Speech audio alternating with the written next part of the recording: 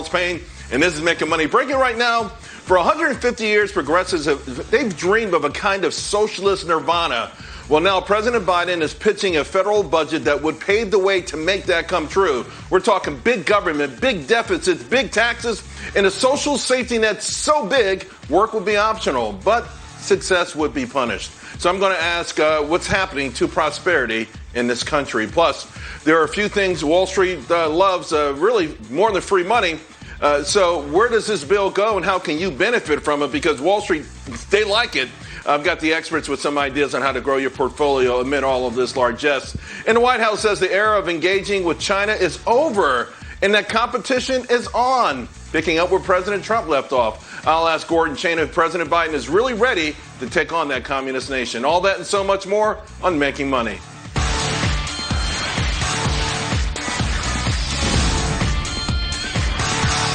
So if the New York Times is right, and tomorrow President Biden releases that $6 trillion budget, it will, in effect, mark a profound change. America will transform from a nation focused on individual achievement and cumulative positive impact of all of that on society to one where a gargantuan government picks winners and losers and redistributes hard-earned gains to narrow income inequality. Now, here's the problem with that. The top comes down a lot, and the lower rung only edges higher.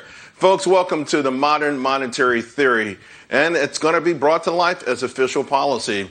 Now, this budget presupposes that debt and deficits don't matter, that inflation can be tamed, even if there's a lot of excess cash in the system. The fact is, though, this approach is not about economics at all. I mean, really, it's in the minds of the advocates, it's a way of crafting and sustaining what they think is a just society. Now, this kind of spending of debt has occurred in our country, but only in temporary spurts, right, to win World War II, during the Great Recession, obviously to counter the effects of the COVID shutdown. But the Biden administration stressing urgency and the economic emergency, they do have a problem. They're racing against the rapid improvements that we're seeing almost every single day in this economy, and already erasing the notion that this is an insurmountable crisis. And for them, they're calling for a dismantling of the foundations that made us great in the first place. It's a serious race. In now to help us figure it all out from Walser Wealth Management, Rebecca Walser. Rebecca, now, according to reports, the administration admits that this budget will not result in strong GDP growth, but that it will help things like child care and making society more just, more fair. So your thoughts? You know, Charles, I'm crying inside, but I'm also so angry. And I think Americans should rise up and be so angry. This is a stealth takeover. This administration did not run on Marxism, socialism, or communism. And this is exactly what we are getting in this budget. And for those people that say I'm being overly dramatic, read the budget. Look at the economic statistics that we have on record for hundreds of years. We cannot move to having all of these people paying massive amount of taxes and to provide child care, health care, elder care, daycare.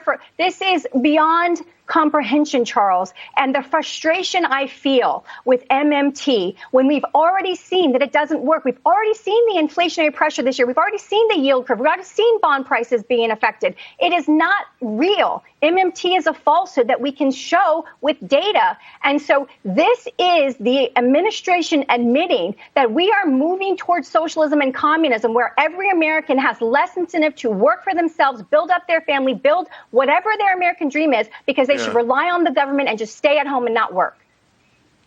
Well, the buzzwords are fairness, equality. I mean, you know what all the buzzwords are. And when they go to sell this on Main Street, it's a different message than when they try to sell it to Wall Street. On Main Street, it's not really an economic plan as much as it is a plan is to make things fair.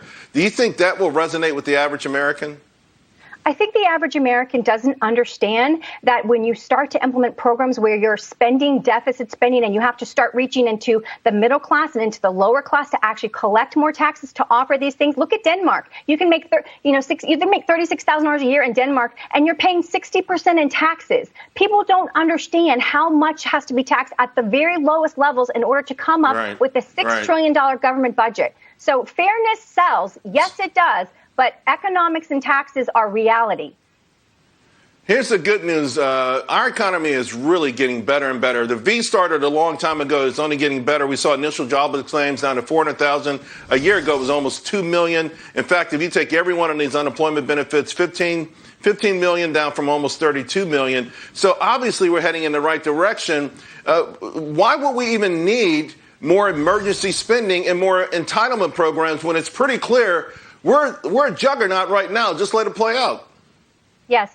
There, we have 22 states. Charles, my home state of Florida here, just became the 23rd state to reject the federal bump up of $300 a week. And that is making people go back to work. They're saying, oh, I'm not going to be able to stay at home and cover my bills. I've got to get a job. And people are going back, and we're seeing the results already. This administration has a lot of authority and a lot of power, and we know that, even though they're governing unlike how they run. But there's a lot of red state governors out there that still believe in common sense, conservative monetary policies.